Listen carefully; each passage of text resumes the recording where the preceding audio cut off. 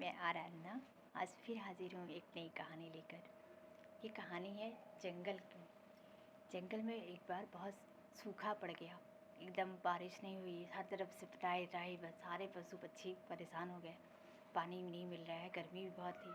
हाथियों का झुंड वहाँ पे रहता था जंगल में, तो हाथियों के झुंड में उनके बच्चे मरने लगे।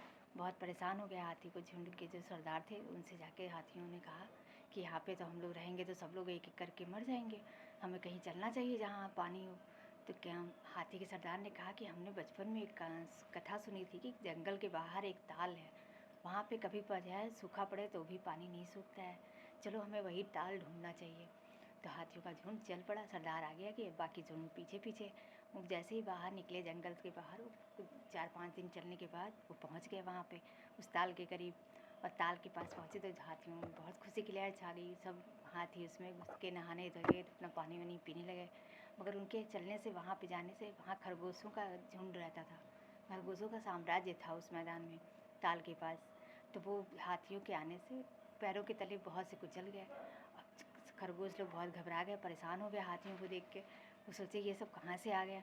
फिर पता चला कि जंगल में सूखा पड़ गया है तो हाथी अब यहीं रहने आ गए हैं। तो अब जंगल से भाग के यहाँ रहेंगे तो फिर अब तो खरगोशों के ऊपर तो बहुत आफत हो जाएगी, रोज़ ही कुछ कोई ना कोई कुचल जाएगा। तो खरगोशों के जो सरदार थे उनसे पास सब लोगों ने गए और कहा कि जो है अब इसका कोई हल निकालिए, कैसे हाथियों को भगाया जाए यहाँ से। तो सरदार ने कहा कि ठीक है, हम का जो है ये हाथी जो हैं बहुत अंधविश्वासी हैं, हम इनका कोई ना कोई उपाय ज़रूर निकालते हैं। वो खरगोशों का जो सरदार था बहुत चतुर था, उसने उपाय लगाया कि कल पूर्णमासी है, अच्छा तो हम कल जो है इनके पास जाते हैं चंद्रमा के दूत बन के। और वो पहुँचे वहाँ पे हाथियों के सरदार के पास, ऊँचे एक चट्टान पे खड़े होकर के चंद्रदेव के जो है दर्शन जहाँ हो रहा था वहाँ से खड़े होकर के खरगोश ने कहा कि हम जो है चंद्रदेव के दूत हैं और हम जो है चंद्रदेव आपसे बहुत गुस्सा हो गए हैं क्योंकि आप लोगों ने खरगोशों को बहुत सारा कुचल दिया है, तो बहुत ही आपसे नाराज़ हैं, वो आपको श्राप दे दें इससे पहले आप लोग यहाँ से चले जाएं। तो कहते क्या हैं, अरे ऐसा कैसे हो सकता है, चंद्रदेव कहाँ हैं, हम उनसे मिलना चाहते हैं, हाथियों के सरदार ने कहा। तो कहते कि हाँ बिल्कुल मिलिए, वो तो आज है, आज देखिए ताल में आए हैं, हम लोगों को जो साम्राज्य में आपने त्राही त्राही मचा दी है तो उन सब खरगोशों को श्रद्धांजलि देने आए हैं, चलिए आप भी मिल लीजिए।